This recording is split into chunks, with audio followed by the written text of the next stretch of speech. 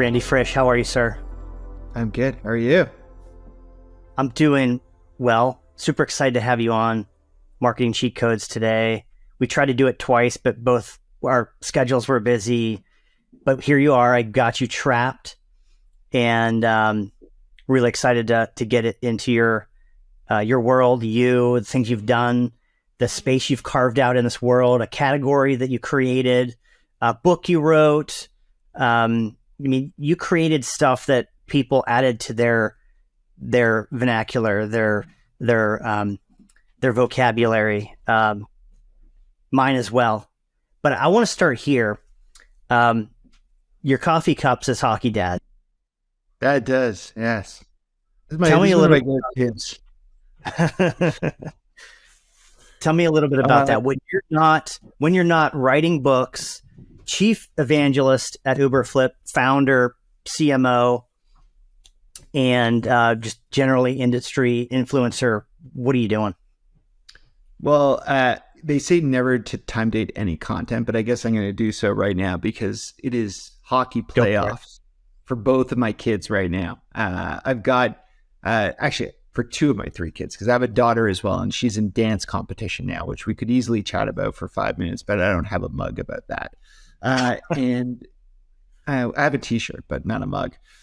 The hockey stuff is so much fun. I'm Canadian, so I'm playing into every stereotype you may want with me, but going and seeing my boys who are 15 and 11 play hockey is way more exciting than watching my Toronto Maple Leafs do so, even when it is the playoffs. And I love it. I get to coach one of them, which is a ton of fun. And it's I think we could talk a lot about today marketing and the roles we have. And as you said, we're always needing to reschedule because there's things thrown at us. But one of the things that I've always said is we need to also schedule in our families as much as we have to schedule in our work. And if we don't schedule in our families, then like this podcast, it'll never happen. Keep their time sacred. Yeah. Yeah. I mean, there'll always be the exception, but you really have to try not to break those. So if I've got a game for one of my kids and I'm in town, I'm there. I mean, nothing's keeping me away from there. And same thing with the dance competition, of course. But I think that's the way that everyone should try and not necessarily achieve balance, because I don't think that exists, but I think it is this regimented scheduling in of the things that are priorities for you. That's awesome. I don't know if you remember that one time you butt dialed me and left a voicemail recording of you at your son's hockey practice. It was hilarious to get. I'm like, listen to it. I'm like, what's Randy want? And it was, you were just yelling, you were cheering him on. And it was awesome to hear the sounds of the ice and the stick and the skates and the. Yeah. I mean, I think it was a butt, like voice memo, like one of those. Versus an actual call, which made it even more just real and everything with that. But, it's absolutely, I got to be careful with my butt, but that's a whole other set of stories. So we'll stay away from today. For sure. That's awesome. Yeah. So cool. Let's move back on your personal journey. You've created so much today. Take me back to just start where, your career started. And then I want to hit a pause on, I'll call it the seed that was planted that created your company today and the spark of it. But let's go back on you, maybe even before that, how your career arc started. Sure. I mean, the one thing that will always be consistent in my career is a love for marketing. When I did school, I took every marketing class possible. Even when I went into my MBA, I signed up for all these finance courses, and then I dropped them after the first semester, being like, no, I'm just going to do more marketing. Of course, I had to do the base stuff, but I love marketing. I'm intrigued by different ways people think about it and approach it. And my first job, I thought actually that I was going to be a marketer because the job title was field marketing rep, but it was in the consumer space. And what it ended up being was really sales. I thought it was more marketing, and that's why I was drawn to it. And I was actually going from Walmart store to Walmart store, pulling stock onto the shelves. I was a representative for the Rubbermaid company. People know those totes and sandwich containers and all that stuff. I made sure they were on your shelves at your local Walmart. We eventually called ourselves Glorified Stock Boys, but I think anything where you're interacting with consumer behavior has an opportunity to learn it. I didn't realize that one in the moment, but later when I did get promoted into a real marketing role as in product marketing, I had much better appreciation for what would work at store level through that opportunity.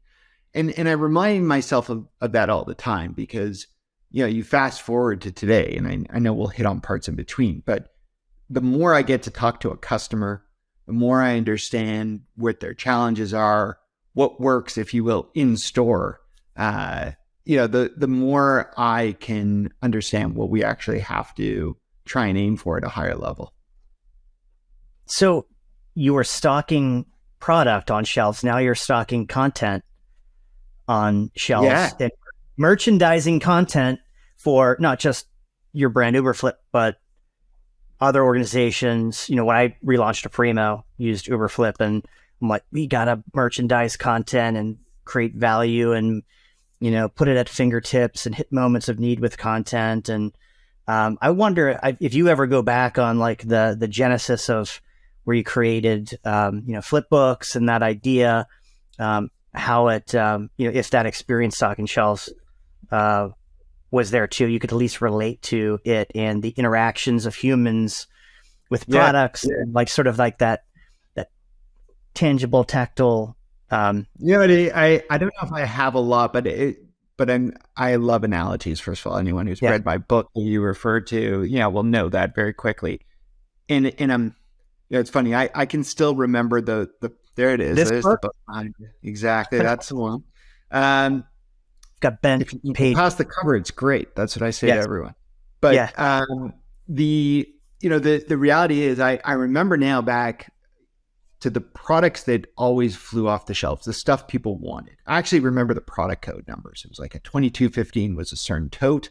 Everyone wanted a 2215. It was kind of like that blog post or ebook that was your crown jewel. It was like you put it front and center. But as important as that was, my job was to get them to buy other products and surround the shelves, if you will, with other relatable products that may be important as well. This is going way back. I can't remember. I even remember these terms. Clip stripping. You ever walk down the hallways of a grocery store and there's stuff kind of hanging off the shelves? Those are called a clip strip. They're usually very high margin products. So we had a clip strip ton sometimes. But to me, that was like you wanted to put a clip strip of sponges next to pots, even though that wasn't the same aisle inside of Walmart, because that would get someone to buy. And I think as you asked the question, I'm thinking back to those days, and I'm thinking that's what we've got to do now, right? No one comes in and says, I want this one piece of content. If you've got it, I'm going to buy it from you, right? And even if they buy, if you will, engage in that asset, that doesn't mean that they're a customer for life. That doesn't mean that they're going to sign a contract with you or they're going to renew with you. It's important for us as marketers to really package everything someone needs and make it easy for them to go through their shopping behavior or their research behavior when it comes to content marketing and thought leadership and building that relationship with a company. So I'm going on the fly here. I've never thought of this analogy. Hopefully it's working. Randy. I'm doing my best. You created, the pots and the sponges. We have to, as folks who create experiences, whether you're walking down the aisle or you're, in a scroll or on a website, you are merchandising in a way that you want to keep the journey going and anticipate needs. The pot, you have a pot. Okay, you're going to want to clean that pot, so you need the sponges. Exactly. And associated products in that case, or associated content. And then it doesn't end. It's a continuation. Every end of a content journey creates a start to it, another step in that content journey. And that's the mindset we should be having, as to not give dead ends to content experiences, or marketing shouldn't end. It's getting back to the show. marketing cheat codes in gaming. It's called the core loop. It's that thing that keeps people coming back to play the addictive game. And there's a core loop in marketing. There's a core loop in merchandising content. There is a core loop you were creating with the sponges on the clip strip. I was going to say that you would close the loop of this story so well. And it's interesting. I mean, I think back, you were asking the origins of Uberflip, and we started off over 10 years ago when we started the company. The only solution we had was a way to serve PDFs in a more engaging format, right? And funny enough, 10 plus years ago, a whole bunch of venture guys told us the PDF is dead. It's got 2 years at most. You better think beyond this. So, yeah, I mean, the PDF's not quite dead, but it's gone through, a few different lives like a cat, I guess, in terms of adapting and how we use them. But it made us go and ask people what they wanted to serve up to buyers beyond PDFs. And it was interesting at first when we asked that, the feedback we got from buyers, and this is 10 plus years ago, was, could you put a bunch of widgets around my PDF on the page? Like, could you have, my latest tweets in one corner and maybe a link out to my YouTube channel on another, and maybe my hottest blog post living below. And so V1 wireframe of Uberflip was basically, you had a PDF in the center of the page, all strong and powerful, surrounded by all these small little widgets. And we probably looked at that wireframe for like 3-4 days until we realized, wait, the problem is not, surrounding the PDF. The problem is pulling together all the right content. And the reality was, most marketers just couldn't do that. They had these widgets to link out to them. But what people were saying was, sometimes I want to surface a video next. Sometimes I want to surface a blog. But the problem with a lot of these content formats is they live in different locations, different channels. Our buyers don't want to jump around between different channels, especially once we've earned their attention. We need to serve up the right assets in a row, no different. And we'll jump analogies here to Spotify or Netflix, in how you sit there and everything just simply feels curated to your personal interests. Yeah. I love that analogy. I mean, it's now that end user experience of some of these like consumer applications in the B2B space.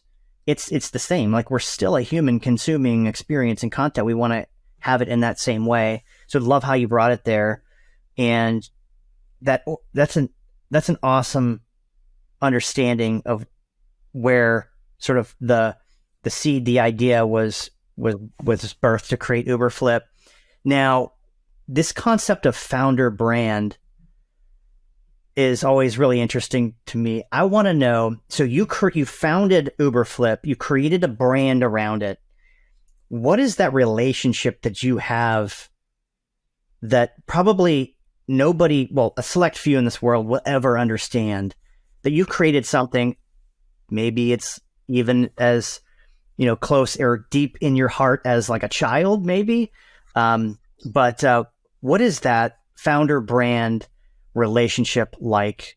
How do you think about it, treat it, value it, that maybe nobody will ever be able to understand, experience, or appreciate? Yeah, I mean, first off, important to note, I co-founded this. I didn't do it on my own. And I think, so I've got a second parent, using your analogy. Yoav, yeah. Yoav, it was definitely a great visionary from a product perspective. It was our CEO. And the two of us have worked together this whole time on getting us where we are. And I think, let's go back and weave in where my career has adapted. As you know, Ed, I was a CMO here for a long time. And I eventually got to the point where we brought in someone else to lead marketing in the last year or so.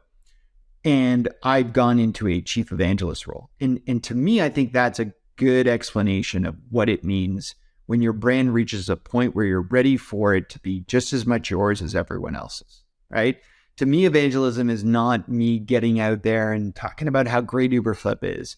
It's finding other evangelists who speak so well on what we do, right? People like yourself who speak very well to the importance of a content experience, People like, I was at a conference very recently. I went on stage. I was allotted 30 minutes. Instead of taking the 30 minutes, I took about 13 of them, and I brought up 3 of our customers who did, it was very cool. Instead of a panel, we did 5-minute TED Talks from each of them. So they went up and they used the same framework for talking through the importance of a content experience, how it weaves into their go-to-market strategy. And they all got up there and they used the exact same framework to walk through that. And all of a sudden, this isn't my brand, to your question. This is their brand as well. This is their way of telling a story.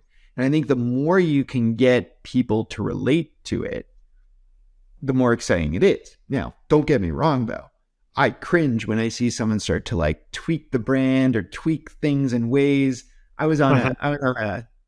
This truly happened this morning. I was on a call with a prospect who's looking at our solution, and one of our sales reps has one of my framework slides, but the colors were like completely different. Not only were they different, they were like so off brand. And I'm sitting there like, it's just killing me, right? But you go along with it, and then you go back and you find ways to pull back to the brand, and you loop in product marketing and things like that. And that's, I think, the part we have to do. We kind of have to, back to your question about your kid, got to let your kid go and kind of evolve in their own ways, but you got to give them some guardrails, pull them back in sometimes, and kind of show them which way to go. But it does have to adapt and breathe on its own. Yeah, I have to imagine that you didn't always have that mindset. Maybe earlier in its journey, maybe your mindset changed over time, and you had like a potential like letting go over time, and that you realize that you can't scale and you need to sort of get the evangelism like lit up in the hearts and minds of others to amplify the story.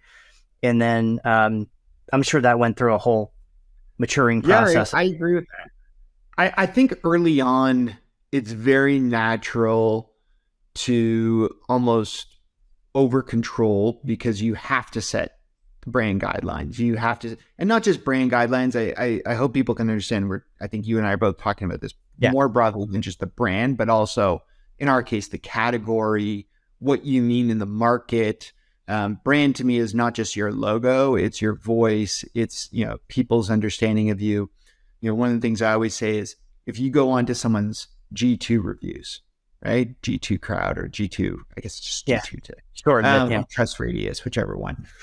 And do people consistently describe you the same way?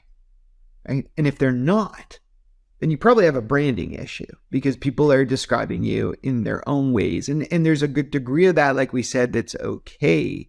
But you want to try and have some sort of a consistent narrative so that someone coming in exploring understands the way they can relate to what you can provide. So there can be some flexibility in that, but you want some sort of parameters to work within. So, and it takes time to get there. I mean, when we were, sub $1 million in revenue, even sub 10 million of revenue, we were still defining that. I think it was only when we started to achieve true growth scale that we felt like there's enough of these advocates and evangelists and other people who are telling our story that you, as we said, you kind of have to let go of it and you have to embrace that because otherwise you're the only one out there talking about this, and it's not that real at that point.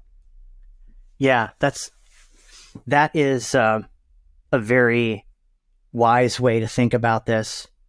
And also I'm interested in your approach toward category creation. This idea of content experience. I love that. And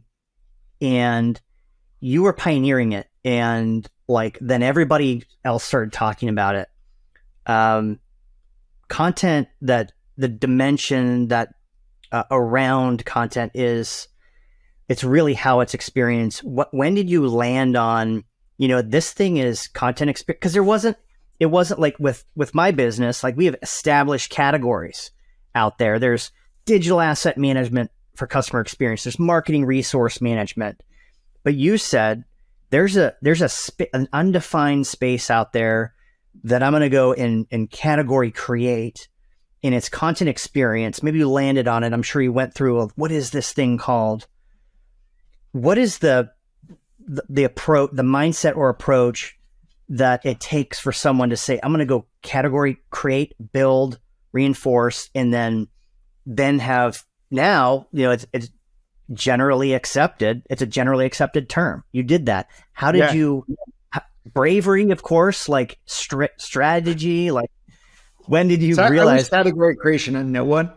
I mean, it looks so nice just to have something and be like, that's us.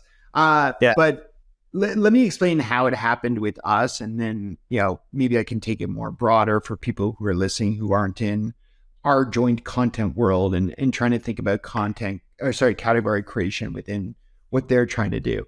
So it was an evolution with us. We kind of wished at the beginning that we could have just been a subset of content marketing or even be content marketing, because 10 years ago, thanks to companies like HubSpot, who were talking about inbound, Joe and Robert over at Content Marketing Institute, like there was a lot of buzz about content creation. And we wanted that to be as connected to creation as it was the experience. So at first, we tried to educate people, what is content marketing? The problem at the time was there was a lot of great solutions like Aprimo, like the Kaposts of the world, like the Contently's of the world, that were more perhaps like content creation versus DAM at the time. That we're all seeing, we're a really important part of content marketing. And there was a lot of funding going into that. And these platforms became tagged as content marketing platforms. At the time, we were the only one doing what we were doing. And we were trying to say, well, we're also a content marketing platform. And people would say, but can you do what they can do? And we'd say, well, no, because we come after what they do. After you create content, you got to focus on how that content is put out to the world, the experience that people have with it, how you put related content, all these things that today people associate with content experience. So we tried for a while to get that to resonate with people, and it just wasn't working, right? Because we always had to be compared. And as a result, in our evolution, we said, okay, well, we need a different way to describe this. Now, we went through a lot of iterations before we landed on content experience internally. And even today, there's other people who use different terms, within their businesses, but we're by far the biggest company in this space, versus any of the competitors that, we welcome. I mean, as I said before, if we're the only one talking about this, it's not real. So it's nice to have competitors in some ways, even though I hate them. But the reality is we had to go through a learning curve of what people were focused on. And we also had to think a step beyond that and educate where that came from. Now, that takes me to category creation in general, and realizing we had to have a category and all the different steps that are required under that. Awesome. That is brave. That is bold. And also what's bold is this, your book you wrote. I want to go back. I think you remember, but you were passing through Chicago, and somehow I found out, or I knew you were, and texted you, and I said, hey, stop by my office. It was 230 West Monroe, downtown Chicago. You came in, we were catching up, and you said, Ed, I'm actually writing a book, and I want to get your take. You actually showed me some potential covers, and I saw this. I was like, dude, wow, like brave and bold. And, back to your statement around people get content marketing, they generally understood, but there's that experience layer that's like the real moment of truth that needs to be explored, discovered. And you had so much to talk about, and you said, I'm going to write a book about it. Tell me about. Yeah, I mean, to be honest, I never thought I'd read a book. I mean, if you looked at my high school predictions, probably, finishing my books would have been a bold one. I wasn't a big reader when I was younger, and even today, I like to consume various formats of content. I like a good book, but writing one was not on my radar. The concept of a book to me, though, was important in creating a category. And I can hit on a whole bunch of things that are important, from, event and field to, how you eventually strive to work with analysts, but maybe work through channels like G2. And we could talk about all these, but the idea of the book really came from a blog post that resonated so much with people. And the funny thing about the blog post that I hit on in the book right at the gate is I wrote a blog post on a plane called Fuck Content Marketing. And I sent it over to my team being like, I know this is bold, but let's do it. And they all wrote back, there's no way in the world. And you're like, yeah, like, no. Yeah. I mean, they're like, this was my content marketing team who was like, yeah, what are you saying to us? What are you saying to our buyers? Like, not that, we sell to both demand gen, account-based marketing, and content marketers kind of all together in committee at times. But they're like, you're going to alienate a third of our buying committee. And I was like, no, just get past my headline and read the post. And it took them a long time to do that. It actually took them about 3 months until they agreed to publish this blog post. Just back and forth, like, let's tweak this, let's soften this. And I just kept being like, no, we're either publishing it the way I intended it, or, if you think I'm wrong, then let's hold off and let's let it sit. Anyways, you fast forward to the book, which is, based on that and a lot of other content I had written over the years and a lot of research I did when I decided to do the actual book. When I went to determine what am we going to call this, I was not comfortable with Fuck Content Marketing, but my entire marketing team was like, no, we have to call it Fuck Content Marketing. I was like, how has this gone 3-6? Like, what is going on here? Yeah, it took a while. I was like, I have to show this to my kids. This is not going to fly. I'm not going to have that Marty McFly moment where he like opens the book and it's like, everyone's so proud. Like, that's what I wanted. And they're like, no, it's okay. It's okay. People will get it. So as I said at the beginning, those who can get past the cover, I think will realize that my point in the book is not that content marketing is a bad thing. In fact, it's very much the conversation you and I had 5 minutes ago, which was content marketing just was being categorized purely as creation. And my point was there was no point in all that creation if the content wasn't going to get used.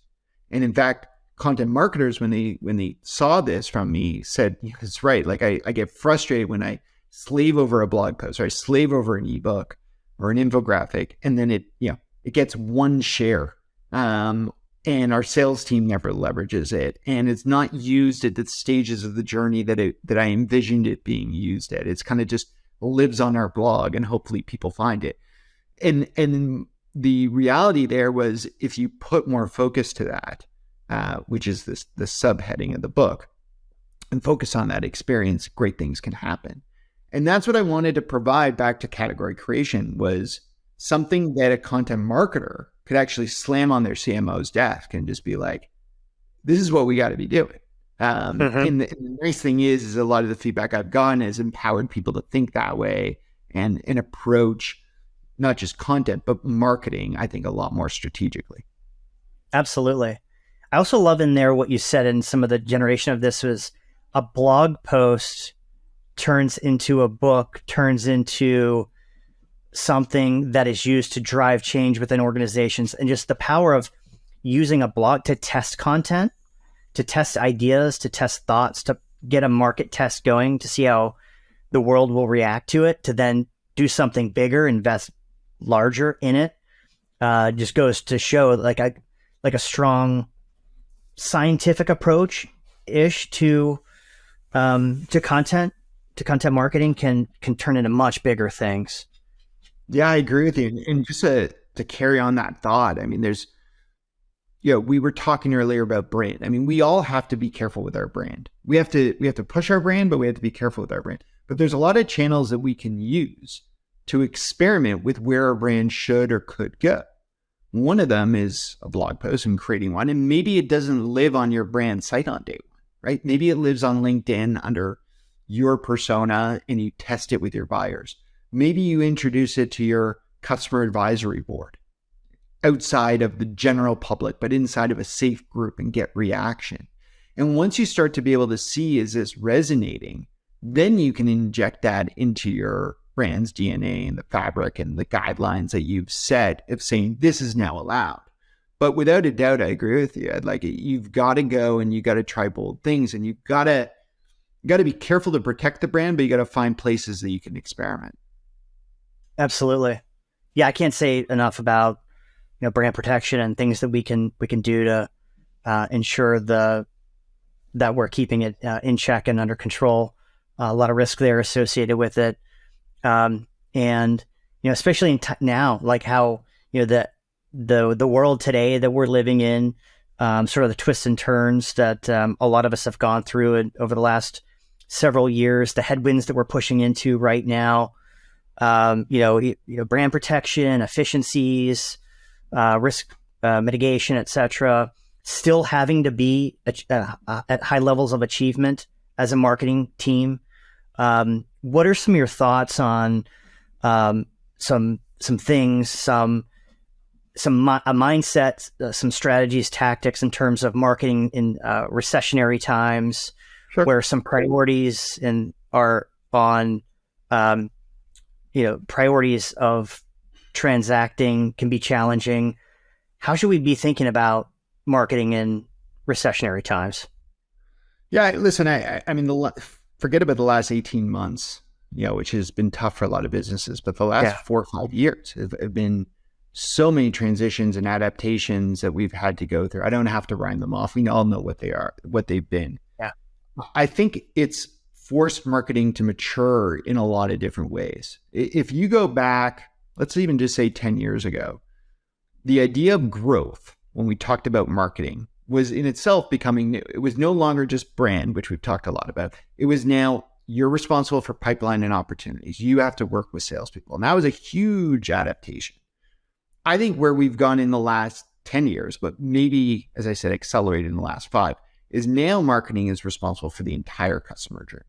I'm talking top of the funnel, middle of the funnel, bottom of the funnel, after funnel, right? We're now all responsible for customer marketing and everything that we need to do around that. And when you think about that responsibility and we pull it back to the role of content, in both the content experience as well as the content operations that I know, Aprimo does, such great work around governance around, we need to very quickly be able to adapt and put the right thing forward. Now, if you think about it, we went, if you will, from, as I described, like HubSpot telling us content's all about growth and inbound to, then we hit a pandemic and content was literally being used in so many ways to re-educate people about how can we support you in these times? How do we interact with you? How do you approach our brand? How do you approach our company? That was a huge change in the role of content. But I think in that time, content became more important than ever. I remember speaking to a CMO of a travel company and like instantly they had to change every blog post out there from like all the ways that you're going to travel to all the ways that you're going to be cautious in terms of your travel. And that was a huge change. And same thing happened with a lot of healthcare companies at Uberflip that we worked with, who had to change the way they provided support of their medical devices. It was a really interesting time. And I think if you look at where we are now, and whether you want to say we're in a recession or not, I think we're in a recession. Right now, content has never been more important yet again. We have to get out there and we have to educate people how we can be there for them, why they need our platforms in some cases. That is all messaging. It's all delivered in content. It's all delivered in the right imagery. All these aspects deliver the right impression of our brand's ability to adapt to the times. So I remember I got up at our kickoff, internally, like, a few months back. And I said to our team, I'm like, you look at that evolution of content being first for growth, then for a pandemic, now for a recession. Like, I don't know if a zombie apocalypse is next, but if it is, I guarantee content's going to be like key to it. Like, people are going to be like, how do I support this, our buyers through these zombies getting out of the ground, right? Like The Last of Us or whatever show you might be watching right now. And the reality there is like, no matter what's going to happen next, content is going to be key to reassure and help people understand how they can expect our company to respond to them and relate to them. That's awesome. There is a really strong playbook in everything that you just mentioned. I also agree. We are now ready for a zombie apocalypse, and with all of this, and let's be prepared for that. I think what we've gotten really good at is throw at us whatever you have next, world. We'll be ready and prepared for it. Absolutely. And listen, I know a lot of people who listen to this podcast have some sort of a content title, right? Associated with their role, or just general marketing and marketing operations type of role. And I think, like I said, you got to be able to go to your CMO and you got to justify the things that you're doing. And part of that is, my view right now is interactions are very hard to come by. People's purchasing behaviors have very much adapted. And the way I've said it to my team is, we have to help people make those moments count right now, because there's less of them and they're more selective in them. And as a result, when you think about what content is and where content lives, if you will, in every go-to-market action, it is what we're ultimately trying to get people to. Like, no one wants to click on ads, right? No one wants emails in their inbox. Like, we don't, right? We kind of put up with all this stuff because the hope that if I click through to it, there's going to be something really relevant to me on the other end. In fact, the way people get you to do that is they deliver ads that are highly relevant. They're tailored, they're personalized, they're retargeted. But if I can't deliver you to some sort of curated content experience on the other side of that, that's just as relevant, with the right assets pulled from like an Aprimo, with the right content pulled from the Uberflip instance, that reflects the brand and reflects the topic, then the person's just going to completely tune out. So I think what you have the opportunity to really be there saying is, like, right now more than ever, we've got to make sure that we are relevant to what people have on their minds. And like that travel example I gave you, like, the world right now is one where people have to be lean. So how do you operate in a lean way? How do we adjust our talk tracks to that? How do we talk about making those moments count that we have with buyers? And I think that is just an adaptation of our content narrative tied back to our brand. Absolutely. Randy, dude, so much rich knowledge in everything that we just talked about, that you explained. Love your origin story. Love the origin of Uberflip, category creation, your book. One thing I want to close on, which I absolutely love talking about, which is culture and how you create it and things like core values. And I remember being at Uberflip's HQ in Toronto, and all up on the wall, it was huge. It said hustle, and it's an acronym. And I was like really inspired by that to find out what it meant. And for our listeners, can you explain how you got to that, what it means, how you pull that through into the business every day? Yeah, I mean, first off, I think culture always has to adapt. And just as we talked about the cycles we've gone to in the last 5 years, your core values can adapt, your culture can adapt. Hustle's still very much in our DNA. And not this mentality of like, get it done today versus tomorrow. That's a part of it, but it's more the type of people that we want. So the acronym stands for heart, unique, skill, technology, lean, and entrepreneurial. And Yov and I, who I mentioned earlier, my co-founder, every time we interview someone who's going to join our team, we're kind of thinking like, do they have those qualities, right? The hard piece is like, kind of our asshole test. Like, we don't want to work with those types of people. We want our customers also to reach out to people who they find caring. And each of those words, without taking you through them all now, have a lot of meaning. And we more than anything, and as I said, core values adapt. We want our core values to guide business decisions on a day-to-day basis. So another one, which is also an acronym. I promise we only have 2 acronym values, but is the idea of love, and it's spelled LUV. We play a lot with the U, given Uberflip. If you've ever seen our logo, it's quite happy. But the love there is how we think about interacting with our customers and our employees. And on that front, it stands for listen, understand, and value. And that is really, I think, the key that we need to be doing, even as content marketers listening to this, is, take time to actually listen to what people are saying to you. Once you've listened, then the understanding is really working internally to understand what do we have to do as a result of that. And in turn, how do we deliver value back to what someone's asking us for? And we think about that, as I said, both with our customers, and we also think about that with our team members. And that really, as I said, it helps us adapt and helps us to move forward. I love that. I mean, that's setting culture on the inside of the four walls of the organization and culture on the outside of the organization. And it's a very uniting framework for creating the culture that's going to drive the objectives of the org. Randy, we're going to put some links into the show notes on this. There's so much stuff that you've produced over the years. And where can folks, I'm sure everybody can Google you and you're going to show up right now, but how can folks follow along with what you're doing? You've got an awesome podcast as well. How can they keep up with you? I mean, you've hit on so much of it. I'm overwhelmed myself where to click next. But I think since people have probably listened to this on Spotify or Apple or whatever it is, I mean, The Marketer's Journey is my podcast. I get to chat with the CMO all the time. Ed, you're going to be on my next season. So they're going to have to wait a bit for that, but we've got it scheduled. And I think, check me out there, follow me on LinkedIn.